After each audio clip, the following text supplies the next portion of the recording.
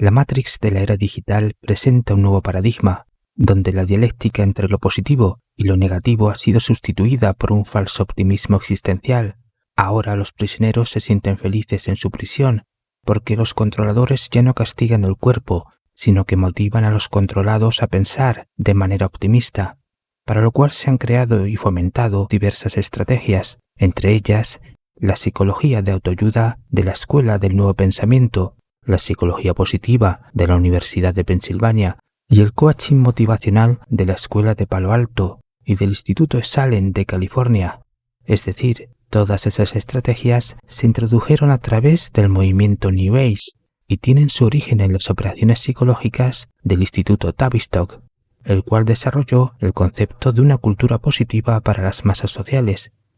De hecho, un falso estado de bienestar o un optimismo ilusorio es parte del condicionamiento mental que han capacitado física y psicológicamente toda posibilidad de revolución social en contra del sistema. O sea, ya no es posible porque los controladores ya no reprimen ni disciplinan con castigos y tormentos.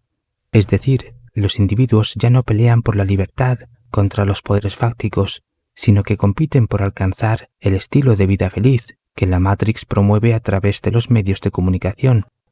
Así pues, ser feliz es consumir materialismo y placer, es llevar una vida exitosa y sin sufrimiento, es exhibir esa felicidad en las redes sociales y sobre todo es pensar en positivo.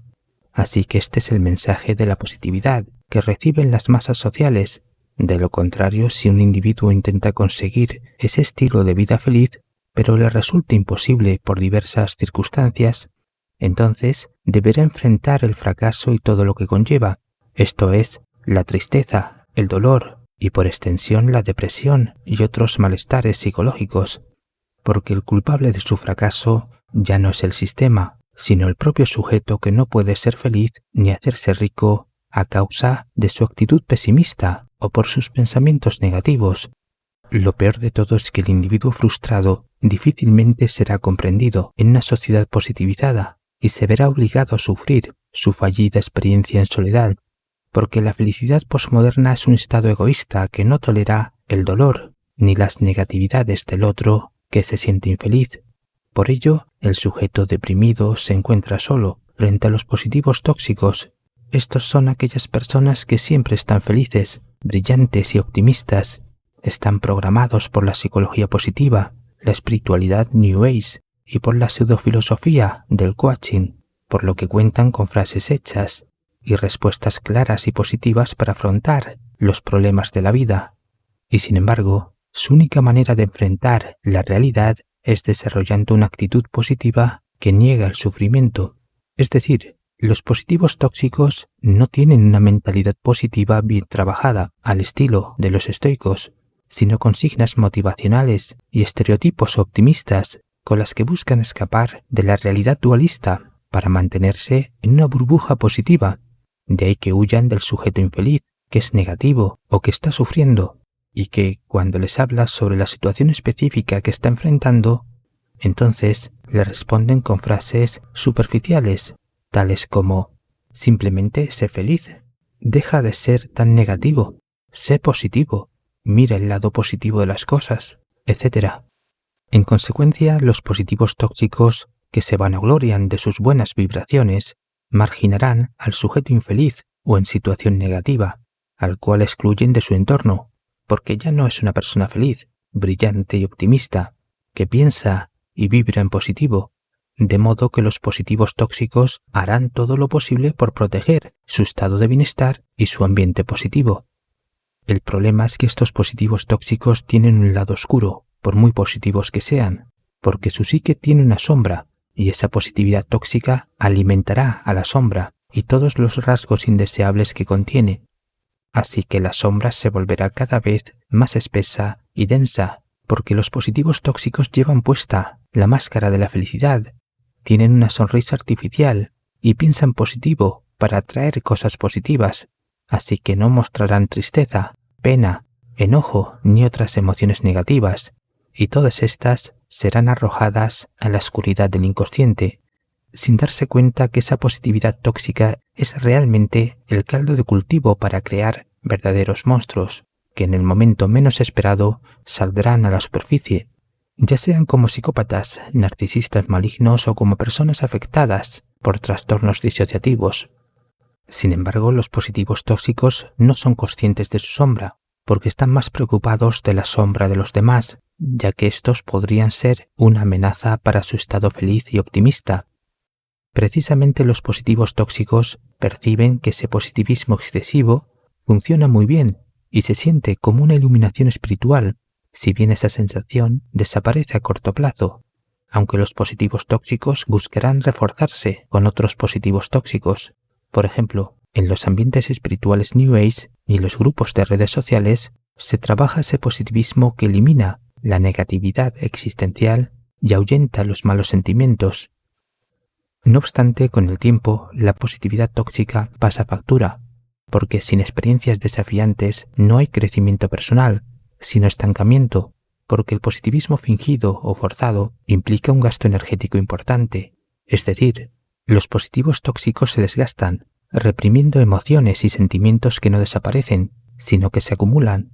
porque no se puede escapar de los problemas para evitar el sufrimiento, ya que los problemas siempre hallan una forma para manifestarse.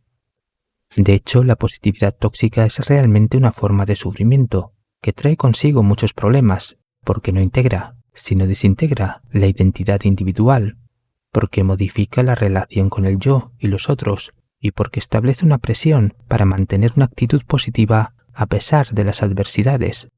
Por este motivo, muchos positivos tóxicos resisten y persisten en este optimismo irreal, repitiendo mantras positivos como «Tú creas tu propia realidad», «Mi energía positiva atrae situaciones positivas», «Mente positiva», «Vibraciones positivas», «Vida positiva», etc.